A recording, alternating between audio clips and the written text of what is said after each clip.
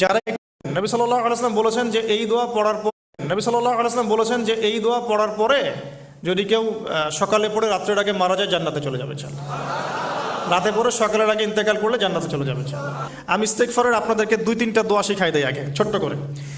1 number, যারা একটু পড়াশোনা করেন মাশাআল্লাহ তারা এইটা পড়বেন, সাইয়্যিদুল ইস্তেগফার। আমার সাথে বলবেন, আল্লাহুম্মা আনতা রাব্বি লা ইলাহা ইল্লা আনতা খালাকতানি আনা আবদুক ওয়া আনা আলা আহদিক ওয়া ওয়া'দিকা মাস্তাতা'ত আউযু বিকা মিন শাররি মা সানা'ত আবু'ু লাক বিনি'মাতিকা আলাই ওয়া আবু'ু বিযানবি ফাগফিরলি ফাইন্নাহু লা ইয়াগফিরুয যুনুবা ইল্লা আনতা।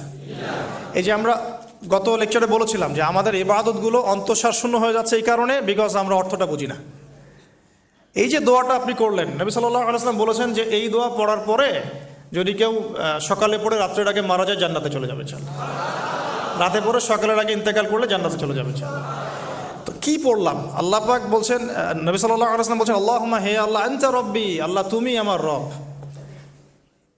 খালাকতানি তুমি আমাকে সৃষ্টি করেছো, আনা আবদুক আমি তোমার বান্দা, আনা আলা আহদিকা আমি তোমার সাথে যে অঙ্গীকার করেছি এর উপরে আছি, মাস্তাতা থাকার চেষ্টা করছি, আমি সাধ্যমতো থাকার চেষ্টা করছি, আবু'ু লাকা বিনি'মাতিকা আলাই আমার উপরে আমার যে উপরে তুমি যে নিয়ামত দিয়েছো আল্লাহ এগুলো আমি স্বীকার করছি।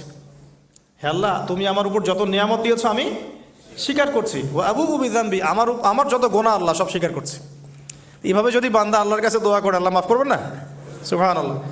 ফাগফিরলি আল্লাহ আপনি আমাকে মাফ করুন, ফাইন্নাহু লা ইয়াগফিরু যুনুবা ইল্লা আনতা কারণ আপনি ছাড়া যুনুব কেউ ক্ষমা করতে পারেন। ব্যাস এইভাবে বুঝে এটা যদি না পড়েন অ্যাটলিস্ট এতটুকু, আস্তাগফিরুল্লাহাল্লাযী লা ইলাহা ইল্লা হুয়াল হাইয়ুল কাইয়্যুম ওয়া আতুবু ইলাইহি, এইটুকু।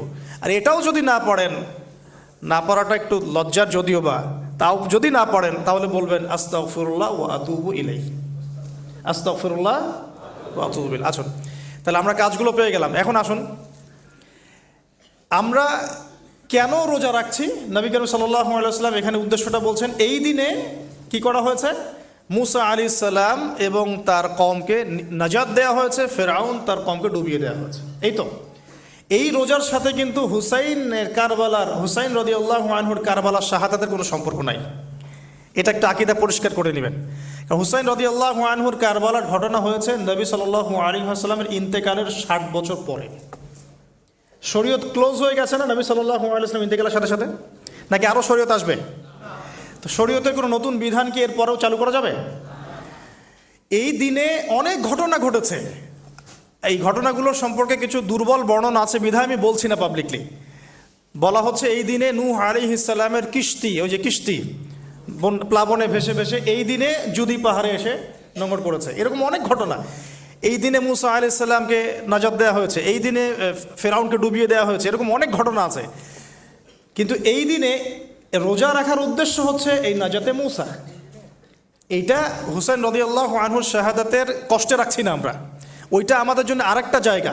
ওই জায়গাটা নিয়ে যে হুসাইন রাদিয়াল্লাহু আনহুর শাহাদাত, ওইটা থেকে শিক্ষাটা আমার কি, এই ঘটনাটা এই 10 মুহররমে ঘটে গেছে, এটা আল্লাহ পাকের তাকদিরে ছিল, এই দিনেই ঘটনাটা ঘটে গেছে। এই ঘটনা ঘটার আগেই নবী সাল্লাল্লাহু আলাইহি ওয়াসাল্লাম রোজা রাখতেন, এমন না যে এই ঘটনা ঘটার পরে সাহাবীরা রোজা রাখা শুরু